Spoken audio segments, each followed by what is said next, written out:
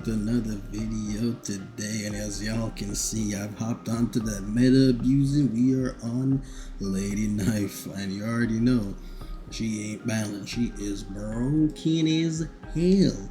Without further ado, if you guys like this video, like the video, comment, and drop a subscribe for your boy to keep the videos going out. Y'all have been crushing it. Let's keep it pushing. So as usual, guys, we're going to be starting this off with an ad clear showcase. But before we even go into the ad clear showcase, I just want to show you guys the skills are not 10 yet, by the way. I'm level 80, but these skills have not moved up yet. Just to be clear, these are all still 8. They can go all the way to 10. And normally we'd showcase on level 100 enemies, but I'm going to show you why these enemies are just fodder to this character. Like, these enemies are just not a challenge at all. I'm talking, we got full aimbot and these guys are dropping like flies in a bug zapper. I mean, they're just gone. And guys, believe it or not, this is the weaker version of her. So we're gonna hop to these guys, we're gonna pop our ult, pop our little Gmon, and then we're just gonna start just dropping these on them. I mean, it's just disgusting. I mean, it's all AoE. She uses no energy for 6 casts when she's in that mode. And I mean, the damage just speaks for itself, right? This character is absolutely broken. Just to showcase on some tougher enemies, we're going to spawn in some 120s just so you guys can see the type of damage she's doing. And remember, guys, my abilities are level 8. They are not maxed yet. Once these guys get to 10, it is going to be an actual war crime, the amount of damage she's going to be doing. So usually just going to start off with a bow just to showcase the aimbot bow damage. This is what a bow's looking like. And this is the obviously unbuffed and everything. We're just shooting, just spraying the bow. As you can see, level 8 skills still doing damage to these level 120s. And then again, guys, this is the weaker version. You hop over here, we pop our ult on the ones that are full HP, and then we just start dropping just bombs on their heads. These are level 120. Guys, I cannot stress this enough. This character is broken. Level 120 enemies with level 8 skills, and they're getting dealt with by that. She does all of it in an AoE. She has damn near no mana problems at all. I mean, this character is cracked out of her mind. I mean, look at this. You don't even have to aim. The damn build has aimbot. Like, I mean, it is just absolutely absurd. But yeah, guys, with that being said, I think that's enough of a showcase on our ad clear. Let's get right into the build video to showcase how we're cooking and why we're doing this much damage.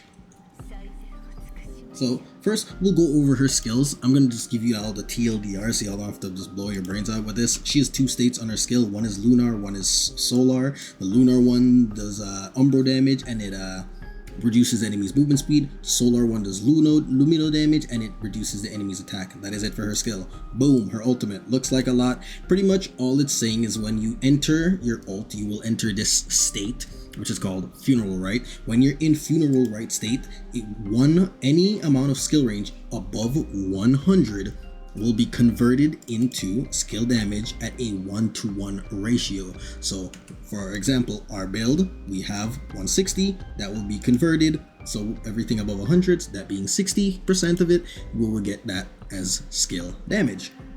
Very simple. Now, what else do you gain on the funeral rite? So when you're in funeral rite, your skills will cost 0 sanity, completely free. And obviously that's ridiculous, but what also is broken about it is your lunar skill will now group enemies, and your solar skill will do increased damage. Now you guys are probably wondering, how much increased damage? I kid you not, this shit is doing 13,000%. This doesn't even make sense to me. Like, I cannot, but like, guys, we're looking at the same number here. This thing is busted. And I only have it at 8. As you guys can see, when I bring it up again, it goes up 1,000%, or like damn near 900 and something percent. And then it goes up again after that. It's broken. It's busted. This is why she is just absolutely nuking everything. It's ridiculous how good it is, boys. Now, what else is so interesting about this ult? Obviously, you have your skills for free, which is very nice, but you only get 6 casts for free. After that, you will go back to like paying the normal price for your skills, or if you take too long, funeral rite's duration will run out, but it's 12-second duration. You're going to be casting your 6 skills way before it runs out. As for her passive gives you range weapon trigger, and what it does is, this is what is really good about her. Based on your trigger probability for range weapon, you can cast Lunar Hunt, which also has a chance to spawn Solar Eclipse. Lunar Hunt has a chance to spawn Solar Eclipse at the location, which has a chance to spawn Lunar Hunt. So you guys are understanding where I'm saying, right?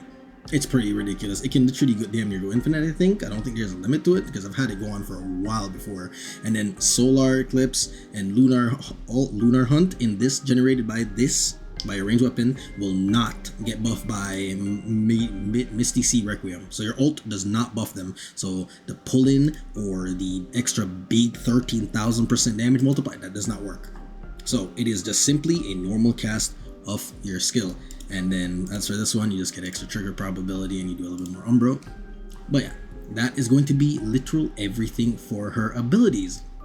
Now, let's talk about the Introns and why these things are busted for this character. As you guys can see, I mean, everything here is pretty just, hey, do more damage or get more energy. What's busted is this one right here.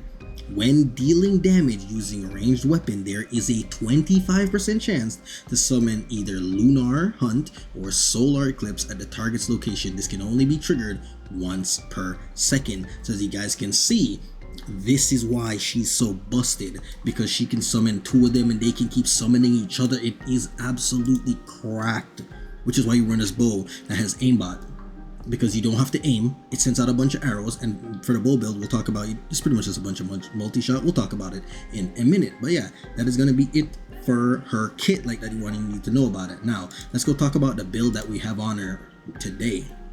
This is what we are running.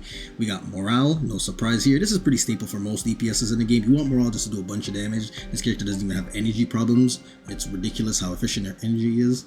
But yeah, you want Wildfire for the extra skill range. We talked about why skill range can be very important. We're running double Volition right here, as you can see, skill damage, HP, and we're running 4 Scorched. Now, you can run another Scorch over Volition, but it feels like it does less damage. I wouldn't really recommend that. I think 4 Scorch is a really nice sweet spot, but if you have a Scorch leveled up and you don't have a Volition, feel free to slap a Scorch in there. You won't even feel the damage difference. I mean, the damage she's doing is so goddamn ridiculous, guys. You won't feel the difference even if you do take it out. I mean, she's busted. As for the boss DPS one, you want to just replace one of these things with a duel. It doesn't really matter which. I just put it here because it fit in the slot so it looked pretty. You can replace a Scorch for it. If you want to, you can replace a Volition. The damage difference will not be that insane. The character does way too much as is. You won't have to worry about it. And remember, guys, in the video that I was showcasing, those were max level bosses, and I still didn't have my skills leveled up. As you guys can see, there's still 8. Hey, well, technically they're 10, but they can go up +2 because they're 8, but they have the Intron +2. But yeah, we can level them up 2 more times for even more damage, and that is going to be the build that we're running on her. Now, let's talk about the weapons. First of all, we're going to talk about the most important one, which is going to be Embla Inflorescence. This is a weekly drop. It is absolutely busted on this character. Here's a really good substitute, but this weapon gives you 30% skill range. We already talked about why skill range is so important. And it has the aimbot. It shoots out multiple arrows. Y'all understand why that is important because we talked about our Constellation 6. And now what is amazing is that when a Lumino character deals skill damage, grants 35% skill damage for 6 seconds. So as you guys can see, she's a Lumino character. She does Lumino damage. It's buffing her by 35%. This is at smelting 0, by the way, guys. And it's giving her 30% skill range. Absolutely ridiculously good weapon for this character. The only downside is that it is from a weekly boss. So if you guys want it, you're gonna have to probably sacrifice maybe one of your weekly characters for this weapon. But I promise you, this character is worth it. This damage is worth it. It's busted. Now, let's talk about the substitution that you could run for it. There is a really good substitution, and it's going to be this right here, Entropic Singularity. This pistol is really good because of the trigger probability. It does really good AoE, and it is absolutely, I mean, you could run this on her as well. It is, I will say, it is not as good as Embla Inflorescence, but it is damn near close because of the extra trigger probability, the extra projectiles that it fire, and the fact that it does it in an AoE. Really good weapon, and this one you can buy from the store, and you can literally get this to smelting 6 if you wanted to. Because it is in the shop, you don't have to worry about that. So yeah, this is going to be the range weapons. As for the build that we have on the bow, it is going to be this right here. I tried to organize a little bit to make it easy for you guys to copy down. It's going to be double trigger probability, double attack speed, and then everything over here is multi-shot. So multi-shot, trigger probability, and attack speed. And that is the exact same thing you'll be putting on this pistol right here if you're going to be using it. Again, boom, the exact same shit, no changes. Trigger probability, attack speed, multi-shot. You don't need any damage on them because all the damage will be coming from Lady Nifle herself. You don't need to worry about any damage. As for the melee, the one that obviously you're going to want to run is skill damage because this does more damage. This character does plenty of damage, so if you wanted some, maybe like, I don't know, I don't even know what more you could want, right? I mean, this character does everything for you. You can just throw on whatever you want in your hand and she will do the rest, right? You don't give a damn what you're holding in your melee. She will do enough damage. You don't need it. I promise you guys. That's what I have on my melee if you guys are interested. This is for the dashing here, the piercing ascent, swift momentum. This is just the dash, and then these two things are just combo duration for when I use my what's it called? Samuel. Well, Samuel's name of her weapon, but Lisbel. So yeah, that is going to be everything for Lady Nifle, guys. We're going to talk about her supports, and we're going to talk about her little pet that you can run, the Genimon. So obviously, the supports that we're going to be running is a little Hydroid here. Again, guys, this character can get even stronger once you get her ability up +2, not counting any Introns. As you can see right now, she's giving 44. If you get this up again, it goes to 48. Assuming it goes up another 4, that'd be 52. And then you come down here again, this is another 8%. That is 60. This is a lot of skill damage boost. This character is amazing. Get this character if you really want the skill damage. Now, if you don't want to waste a weekly boss on this character, I will say I made a video earlier, but this character will be in the shop to permanently buy on the 25th of this month. So if you guys want to wait until then, you can just chill, wait, and you'll be able to get this character at that time. As for the build that we're running on Little Hydroid here, it's just Serenity for extra energy, Frosty for more damage, give her a bunch of Sanity so she can cast her skill a bunch. We talked about it, I won't go too deep. The next character we're running is Little Peep. Again, no surprise, really good character, except for her AI is really ass sometimes. But yeah, fat skill damage boost. As you can see, it goes even higher because their skill's at 8. It can go to 10 whenever we can get it there. And then she gives you a little bit of resolve right here. It's not, the resolve doesn't really matter. You just really want this. She heals you and she gives you a fat damage boost. Another option you can run if you're really tired of Truffle and Filbert's AI, because it can get annoying, is you can run Marge. Marge is still pretty damn good. It's still a lot of fat attack boost. It's 85. You get 45 here, and then you get another 40 here. Still a fat attack boost. You can run Marge if you want. And that's pretty much going to be it for the main part. I wouldn't really recommend running like characters like Lisbel, because the damage boost that they give is pretty pathetic. I mean, it's 40% attack boost for Lumina allies, but I mean, at that point, just run Marge, and Marge will do 85, so I wouldn't really recommend running stuff like Lisbel. But yeah, that is going to be it for all their support characters. As for the build we're running in Truffle and Filbert, I guess if you guys want to see, I showed it in previous videos, but it's just the same thing, a bunch of energy with uplift for damage. That is it. Now, for the Genimon that we're going to be running, we're going to be using this little Boogs, the little bee. There's 2 different Genimons you can choose.